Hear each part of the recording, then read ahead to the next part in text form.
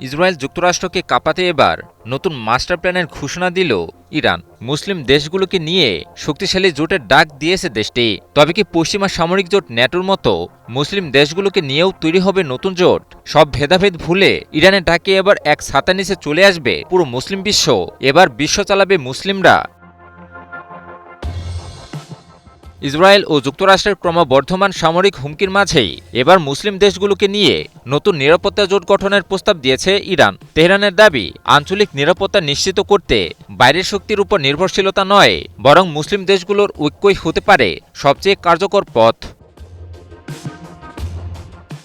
ইরানের ভারপ্রাপ্ত প্রতিরক্ষামন্ত্রী ব্রিগেডিয়ার জেনারেল সাইয়েদ মজিদ ইবনে রেজা তুরস্কের প্রতিরক্ষামন্ত্রী ইয়াসার গুলারের সঙ্গে টেলিফোনে আলাপকালে এই প্রস্তাব দেন। তিনি বলেন, ইরান, তুরস্ক, পাকিস্তান, সৌদি আরব, মিশর সহ অন্যান্য মুসলিম দেশকে নিয়ে একটি আঞ্চলিক নিরাপত্তা জোট গঠন করা এখন সময়ের দাবি। তার ভাষায়, সাম্প্রতিক সংঘাত প্রমাণ করেছে এই অঞ্চলের নিরাপত্তা নিশ্চিত করতে হবে এই অঞ্চলের দেশগুলোকেই।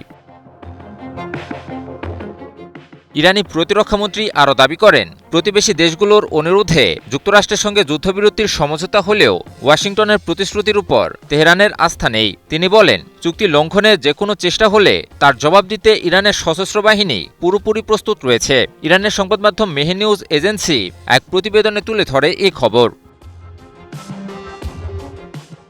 একই সঙ্গে গাজা, লেবানন, সিরিয়া এবং ইরানে ইসরায়েলের সামরিক কর্মকাণ্ডের তীব্র সমালোচনা করে তিনি অভিযোগ করেন, মার্কিন সমর্থনই ইসরায়েলকে আরও আক্রমণাত্মক করে তুলেছে। হিজবুল্লাহর বিরুদ্ধে নতুন ফ্রন্ট খোলার আলোচনা এবং সিরিয়া, লেবাননে তথাকথিত নিরাপত্তা অঞ্চল তৈরির পরিকল্পনা পুরো মধ্যপ্রাচ্যকে আরও অস্থিতিশীল করে তুলতে পারে বলেও সতর্ক করেন তিনি।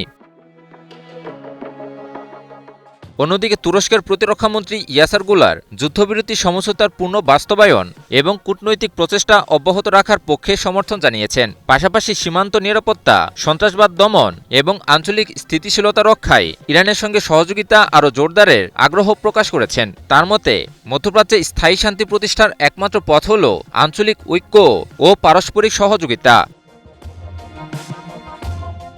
বিশ্লেষকরা বলছেন, মধ্যপ্রাচ্যের উত্তেজনার অন্যতম মূল কারণ দেশগুলোর মধ্যকার বিভাজন, পারস্পরিক বিদ্বেষ এবং বহিরাগত শক্তির উপস্থিতি। সব ভেদাভেদ ভুলে নিজেদের বৃহত্তর স্বার্থে মুসলিম দেশগুলো একত্রিত হয়ে বহিরাগত শক্তির বিরুদ্ধে রুখে দাঁড়ালে তা মধ্যপ্রাচ্যের দেশগুলোর জন্যই ভালো হতো এবং ইরানের ডাকে সায় দিয়ে নতুন মুসলিম জোট তৈরি হলে তা মধ্যপ্রাচ্য এবং আন্তর্জাতিক ভূরাজনীতির সমীকরণকে বদলে দিবে বলে মত বিশ্লেষকদের।